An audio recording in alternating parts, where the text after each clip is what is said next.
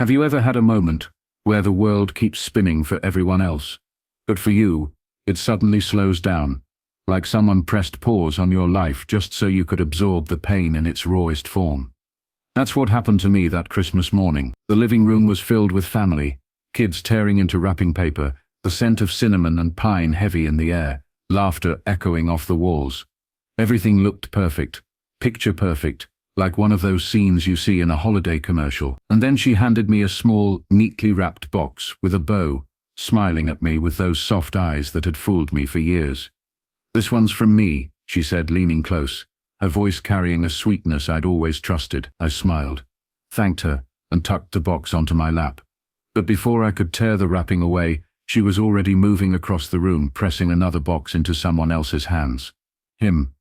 I didn't think anything of it at first. He was just part of the gathering, another familiar face at the table, a friend of a cousin, or so she'd always explained.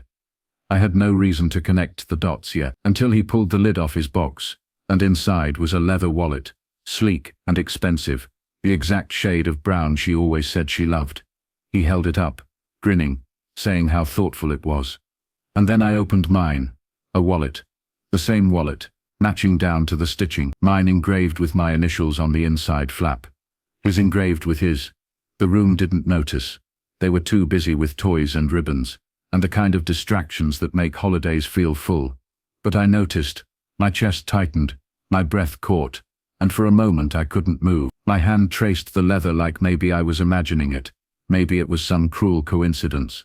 But then I saw her face just for a flicker, when his fingers brushed over his wallet. That flicker of satisfaction like a secret share. She turned back to me quickly, kissing my cheek, whispering, "Merry Christmas, babe," as if nothing had happened. But her eyes avoided mine, and in that avoidance, everything I'd buried, every suspicion I'd ignored, came rushing back like a flood. I sat there with the weight of that wallet in my hand, heavier than any gift had a right to be. It wasn't about the leather, or the initials, or even the money she'd spent. It was about the intimacy of it. Gifts are supposed to mean something. They're supposed to carry a piece of your heart, a reflection of how well you know the person. And she had split that reflection in two, mirrored it between me and him, as if we were interchangeable pieces in her private puzzle. I didn't say anything. Not then. What was I supposed to do? Stand up in front of the whole family, wave the wallets around, and shout, "Look, she bought us the same thing because she's living a double life"? No. That would have made me look crazy, and she knew it. She counted on it. That was always her game. Slip the truth in quietly, disguise it with normalcy, and let me question whether I was imagining it. So I smiled. I put the wallet in my pocket, and I waited. The rest of the day passed in a blur. Family photos, carols, too much food, kids running around. Everyone else was glowing with holiday joy, and I was sitting there with a storm inside me, replaying the moment over and over. The wallets, the look, the way her voice trembled when she handed his gift over, like maybe she knew the risk but couldn't resist it. That night when we got home, she curled up next to me on the couch, sipping wine, laughing at some Christmas movie playing on the TV. She rested her head on my shoulder, warm, familiar, everything I used to think was safe, and all I could think was how many times she'd rested that same head on someone else, whispered those same sweet words, split herself in half, without me noticing. I didn't sleep. I lay there in the dark, listening to her breathe, staring at the wallet on the nightstand. It felt like it was staring back at me, daring me to face what it meant. By morning I knew what I had to do.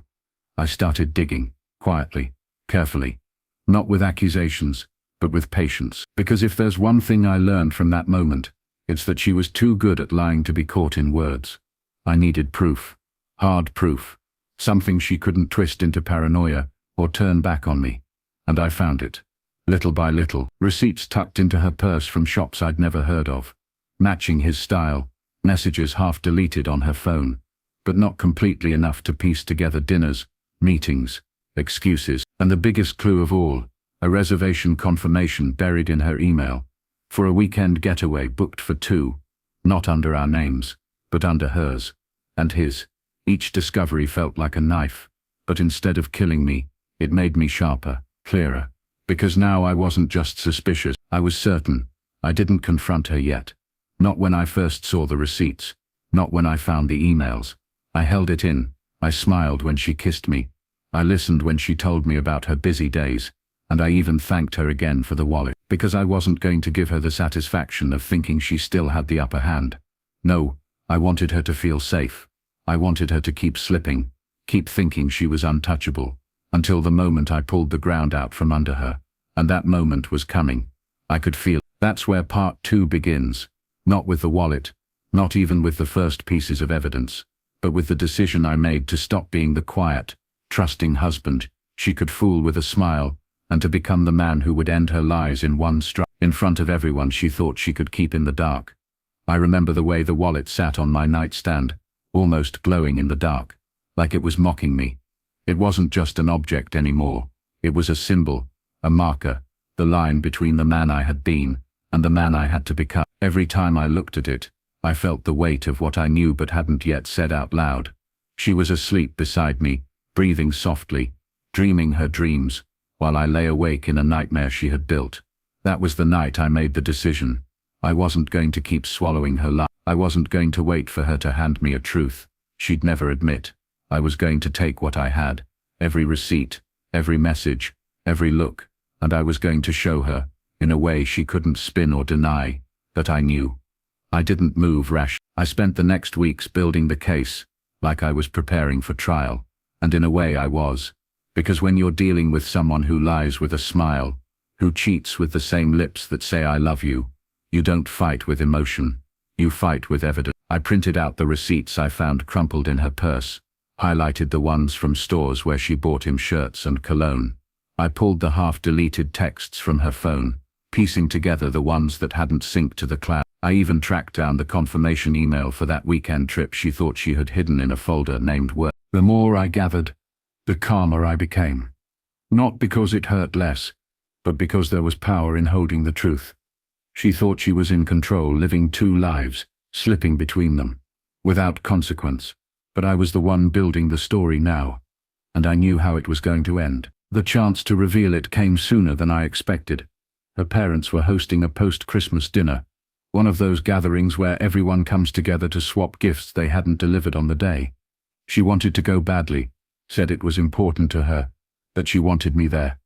I agreed. I knew it would be the perfect stage. That night, the house was glowing with lights, laughter bouncing off the walls. She was radiant, wearing a dress I hadn't seen before, the kind of thing you don't buy just to sit at home. He was there too, of course, sitting comfortably among her family, as if he belonged, as if no one noticed the invisible string tying them together. Maybe no one wanted to notice. Maybe they all told themselves little lies, the way I once did, to keep the peace. When it came time for the toasts, her father stood and raised his glass, thanking everyone for coming, talking about family and loyalty and trust. The words stung like salt in an open wound. I looked at her across the table, saw her smiling and nodding, and that was when I stood. "I'd like to say something too," I said, my voice calm, steady. The room quieted, all eyes turning toward me. She smiled nervously, probably expecting me to tell some sentimental story, maybe brag about her. That's what she counted on, me playing the fool who made her look good. But I didn't. "I want to talk about gifts," I began. "Because gifts mean something, don't they? They're not just things. They're symbols. They show us who someone is thinking about when they're out in the world. They show us who they carry in their heart." I reached into my jacket and pulled out 2 boxes. Inside each was a wallet. Mine. And his. I laid them on the table, side by side. "You all saw these on Christmas," I said, my voice still calm but carrying weight now. "She told me this one." I lifted mine. Was from her. Special, thoughtful. But what she didn't tell you is that she bought the exact same one for him. I tapped his. Same leather. Same stitching. Same initials engraved inside. 2 lives. 2 stories. 2 lies. Wrapped up in neat little boxes. The silence was electric. Her face went white, then red, then back to white. He shifted in his seat, his jaw tight, his hand twitching like he wanted to snatch the wallet off the table and disappear. Her mother gasped. Her father leaned forward, confusion and anger warring on his face. She stammered, It's not what you think. It was a mix-up. I cut her off, pulling out the folder I'd been carrying for weeks. A mix-up. Was this a mix-up? I spread the papers across the table. Receipts, texts, emails, the hotel confirmation, every piece of evidence I had. Was it a mix-up when you booked a weekend away with him under your name? Was it a mix-up when you bought him shirts that matched the cologne I smelled on you? Was it a mix-up when you told me you were at work, but your GPS put you 2 blocks from his place? Gasps rippled through the room. Her sister covered her mouth. Her mother's eyes filled with tears. Her father sat back, shaking his head slowly, and she collapsed into her chair sobbing, mascara streaking down her face, her hands shaking. "I didn't mean," she started, her voice cracking. "You didn't mean to get caught," I said coldly. "That's the only thing you didn't mean." The room was silent except for her crying. He pushed his chair back, muttering something about needing air, and left, abandoning her in the wreckage. And that's when I realized, cowards always leave when the light comes on. They thrive in shadows. But the second you rip away the cover, they vanish. I gathered the papers, tucked them back into the folder, and picked up my wallet. I left his behind, right there on the table, like a scar that would never heal. Then I turned to her, my voice steady, final. "You wanted to give us matching gifts. Well, congratulations, you matched yourself with him. And now you can live with that." And I walked out. The cold night air hit me hard, but it felt like freedom. Behind me, I could hear her family's voices, angry, shocked, devastated. I could hear her sobbing, begging, pleading, but I didn't turn back. I didn't need to. The truth was out, and it couldn't be shoved back into the box she'd tried to keep it in. The days after were chaos. She called, texted, left voicemails that swung wildly between rage and desperation. "How could you humiliate me like that?" she screamed in one. "Please, I'll do anything. We can fix this," she whispered in another. "But you can't fix a double life with apologies. You can't erase betrayal with tears." I met with a lawyer. The next morning, I handed him the folder, every page in order. He flipped through it, nodding, his face unreadable. Then he looked up and said, "You're done here. This will go smoothly. She won't win." And for the first time in months, maybe years, I felt like I wasn't drowning. Her family tried to reach out, some angry at me for exposing her in public, others apologetic for not warning me sooner. But I didn't care about their reactions anymore. I wasn't doing this for them. I wasn't even doing it for revenge. I was doing it for me, because sometimes, the only way to reclaim yourself is to let the lie burn down in front of everyone, and then walk away from the ashes. Weeks passed. He disappeared. Of course, men like him always do. They want the thrill, the secrecy, the chase. But when it comes to aftermath, when the wreckage is real and the whispers spread, they vanish. And she was left alone. No husband, no family support, no backup plan, just the echo of her own choices. Me? I rebuilt. Slowly. It wasn't easy. Some nights I lay awake, staring at that wallet on my nightstand, feeling the phantom sting of betrayal. But each day, it got easier to breathe. I filled the empty spaces with things that were mine again. My routines, my hobbies, my peace. And sometimes, when people ask me what happened, why it ended, I don't tell them the whole story. I just smile bitterly and say, "At Christmas, she said the gift was from her, but when he unwrapped his box, it was the same wallet, same gift, same lie." That's all it. The rest writes itself on their faces. Because that's the thing about betrayal. It doesn't need embellishment. The truth is loud enough on its own.